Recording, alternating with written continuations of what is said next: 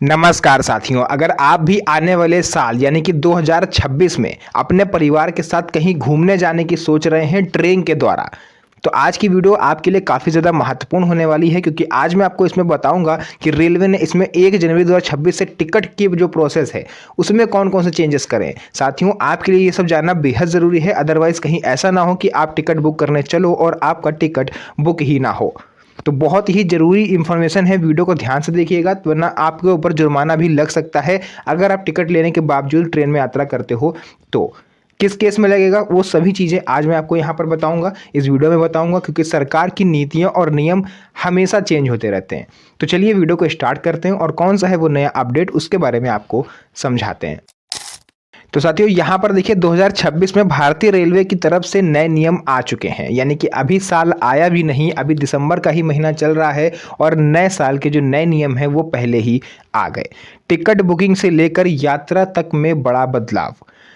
भारतीय रेलवे 2026 में ticket booking, waiting list और तत्काल नियमों में क्रांतिकारी बदलाव लेकर आया है जो यात्रियों की सुविधा बढ़ाएंगे, लेकिन कुछ चुनौतियां भी यात्रियों के लिए पैदा करेंगे, जिसको कुछ यात्रियों के लिए नुकसानदायक भी कहा जा सकता है।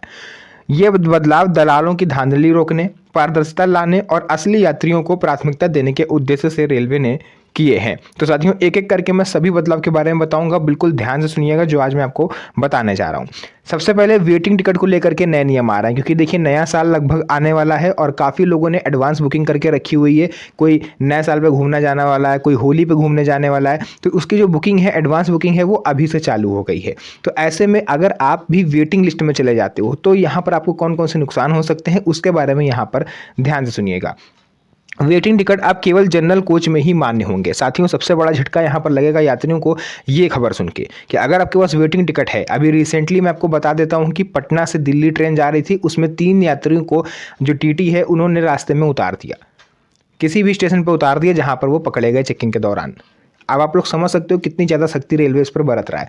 तो अगर आप वेटिंग टिकट लेके किसी भी आरक्षित कोच में अगर आप बैठे मिले तो तत्काल प्रभाव से आपको कहीं भी उतारा जा सकता है या फिर आपसे जुर्माना वसूला जा सकता है और गंभीर मामलों में आप पर कानूनी कार्रवाई भी करी जा सकती है। तो साथियों, मैं आपको बताना चाहूँगा कि अगर आप वेटिंग टिकट से यात्रा करते हो तो आपको टिकट जो है अगर आपका कन्फर्म नहीं हो पाया तो आपको केवल जनरल कोच में यात्रा करने की अनुमति है। अदरवाइज किसी और तरीके से कोई और जुगाड़ लगा के अगर आप किसी आरक्षित कोच में बैठते हो तो फिर आप पकड़े जा सकते हो।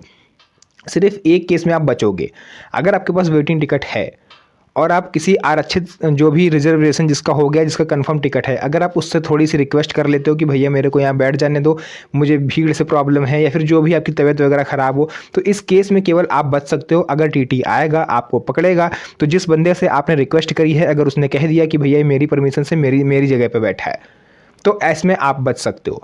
अदरवाइज आप सोचो कि यार हम रिजर्वेशन कोच में यात्रा करेंगे, जगह नहीं मिलेगी, हम ज़मीन में बैठ के चले जाएंगे, कम से कम शांति तो होगी, तो इस तरह से आप फंस सकते हो। तो ये मैंने आपको बता दिया, सबसे बड़ा अपडेट आ रहा है। पहले वेटिंग वाले यात्री रिजर्व कोचों में घुस जाते थे, जिससे कन्फर्म टिकट वालों को परेशानी होती थी। उन्हें वॉशरूम जाना है, ठीक है, तो निकलने की रास्ता नहीं, क्योंकि बीच में गैलरी में वो लोग बिछाए बैठे हुए हैं वेटिंग टिकट वाले। तो इस वजह से रेलवे जो है वो सख्ती बरत रहा है। अगर आप इसका उल्लंघन करते हो तो स्लीपर में 250 रुपये और एसी कोच में अगर आप पकड़े जाते हो तो 450 रुपये तक जुर्माना आप पर लगाया जाएगा। और लोग सोचते हैं यार जुर्माना लगेगा, भर देंगे 250 400 जो भी होगा, कम से कम यात्रा तो करने को मिलेगा। तो भैया अगर आप ये सोच के रिजर्वेशन कोच में घुस जाते हो तो फिर रिस्पॉन्सिबिलिटी आपकी है, क्योंकि जुर्माना तो आपको देना ही पड़ेगा, साथ में आपको कहीं भी उतार दिया जाएगा। उसके बाद आप लोग खुद सोच सकते हो कि आपको कैसे, कहाँ पर क्या जाना है, कितनी ज़्यादा प्रॉब्लम आपको होगी। दूसरा नियम आ जाता है एडवांस बुकिंग अवधि में कटौती, यानी एडवांस रिजर्वेशन पीरियड, जिसको हम लोग एआरपी बोलते हैं। ध्यान से सुनिएगा, आगे मैं एआरपी वर्ड ही यूज़ करूंगा, क्योंकि एडवांस रिजर्वेशन पीरियड, ठीक है, इसको 120 दिनों से घटा करके रेलवे ने अब 60 दिन कर दिया है। यानी कि आपको अगर 2 महीने बाद कहीं घूमने जाना है तो आप उसका आज से रिजर्वेशन करवा सकते हो।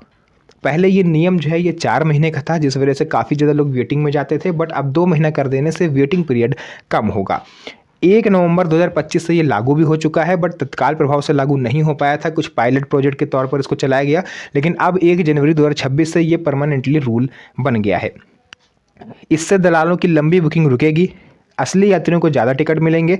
पहले 120 दिन में एजेंट हज़ारों टिकट बुक कर लेते थे, होता क्या था कि जैसे 4 महीने का आपको पता है कि 4 महीने से पहले हम बुकिंग कर सकते हैं, तो जो दलाल होते थे वो जो है टिकट सारे बुक कर लेते थे। अब जो एक्चुअल यात्री हैं वो टिकट लेने पहुंचेंगे तो उनको दिखाई देगा कि भैया कोटा फुल हो गया है, रिजर्वेशन खत्म हो चुका है। अगर अब आप करोगे तो आप वेटिंग में जाओगे। अब वो लोग क्या करते थे, वो लोग दलालों से संपर्क साधते थे। आप लोग देखोगे किसी भी बड़े स्टेशन के बाहर अक्सर दलालों की दुकानें होती हैं।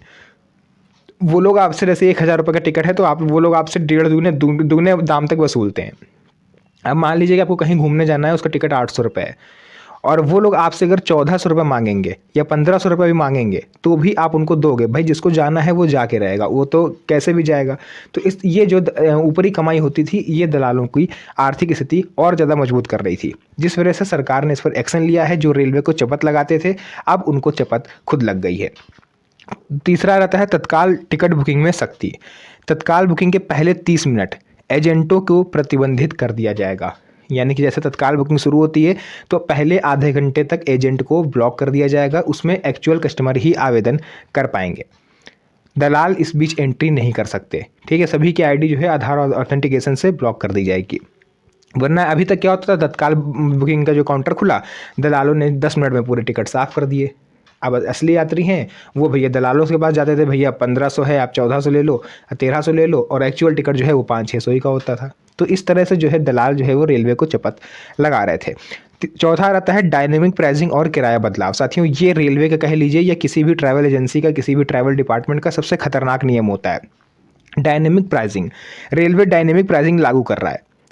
जैसे कि मान लीजिए कि इस टाइम नए साल पर बहुत से लोग कहीं ना कहीं घूमने जा रहे हैं। फॉर एग्जांपल मान लेते हैं कि आपके मोहल्ले में 100 लोग हैं, ठीक है, और 100 में से 90 लोग जो है वो इस टाइम घूमने के लिए उत्तराखंड जा रहे हैं। मैं एक छोटा सा एग्जांपल दे रहा हूँ। तो आपके मोहल्ले की कोई ट्रैवल एजेंसी है, वो ये देखेगी कि यार 90 लोग जो है उत्तराखंड के लिए बुक कर रहे हैं और 10 लोग जो है वो कहीं और जा रहे हैं, तो प्राथमिकता 90 लोगों को मिलेगी। और सबसे बड़ी बात है, जिस चीज़ की डिमांड ज़्यादा होती है उसके रेट बढ़ जाते हैं। अभी आप लोग देख लो, अगर किसी भी चीज़ की डिमांड बढ़ जाती है, अगर मार्केट में इस टाइम अगर आलू की डिमांड बढ़ जाती है, तो आलू जो है वो जिनके पास रखा होता है वो लोग दुगने दाम पर बेचते हैं। अब सेम यही प्रोसेस जो है वो रेलवे लागू करने जा रहा है।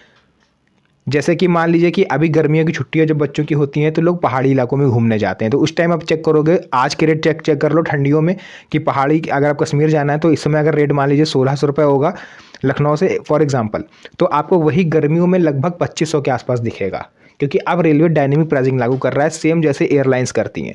फ्लाइट वालों को क्या हुआ था, अभी आप लोगों ने सुना होगा कि कश्मीर में जब पहलगाम अटैक हुआ था तो उसमें क्या हुआ था कि वहाँ से जो एयरलाइंस थी उन्होंने टिकट दुगने कर दिए, क्योंकि ट्रेनों में जगह नहीं थी, लोग एयरलाइंस का सहारा ले रहे थे, तो इन्होंने टिकट अपने दुगने कर दिए। अब देने वालों ने पैसे दिए, 16-16 हज़ार के टिकट थे वो 32-32 हज़ार में बिके और लोगों ने दिए, क्योंकि उनको वहाँ से हटना था किसी भी केस में, और ये चीज़ एयरलाइंस जानती थी जिसका उन्होंने फ़ायदा उठाया। तो इसको बोलते हैं डायनेमिक प्राइसिंग, डिमांड बढ़ने पर अपने दाम डेढ़े दुगने कर देना। तो ये अब रेलवे भी लागू करेगा। रिफंड पॉलिसी में बदलाव। कन्फर्म तत्काल टिकट पर अब कोई रिफंड नहीं मिलेगा, एक बार बुक कर लिया तो आपका फिक्स हो गया। वेटिंग टिकट कैंसिल पर आपको कुछ चार्जेस मिल सकते हैं। इसके अलावा कुछ मामलों में इसे कम करने पर विचार चल रहा है, क्योंकि लगभग 30% तक कट के बाकी 70% आपको मिलता था, बट रेलवे अब इसको भी बंद करने जा रहा है। यानी अगर आपका टिकट कंफर्म हो गया तो आप उसको बुक करोगे तो आपको रिफंड नहीं मिलेगा। पहचान पत्र और एजेंट नियम। टिकट बुकिंग और यात्रा पर एक ही आईडी प्रूफ अब आपको देना होगा। जैसे आधार कार्ड के थ्रू आपने अगर टिकट बुक किया है तो पूरी यात्रा के दौरान आपको आधार कार्ड ही अपने पास रखना होगा, कोई अदर डॉक्यूमेंट अगर आप दिखाते हो तो वो मान्य नहीं होगा। खान पान और लगेज नियम। ट्रेन में बिना प्री बुकिंग के आप खाना खरीद सकोगे, ये एक बड़ा अपडेट है। अभी तक क्या होता था कि जब आप रिजर्वेशन करवा रहे हो तो उसी में खाना इंक्लूड करके आपसे मांगे जाते थे, पूछा जाता था आपको कि आपको जो ट्रेन कैंटीन का खाना चाहिए या नहीं चाहिए। आप अगर यस करते थे तो आपको मिलता था, अदरवाइज अगर आप ऐसे ही टिकट लेके यात्रा कर रहे हो, आपने कुछ ऑर्डर किया तो वो आपको नहीं मिलेगा। बट अब रेलवे नए साल से इसमें चेंजेस करने जा रहा है, आप टिकट लेने के बावजूद अंदर जा करके भी ऑर्डर कर सकते हो, जो कि सुविधाजनक है।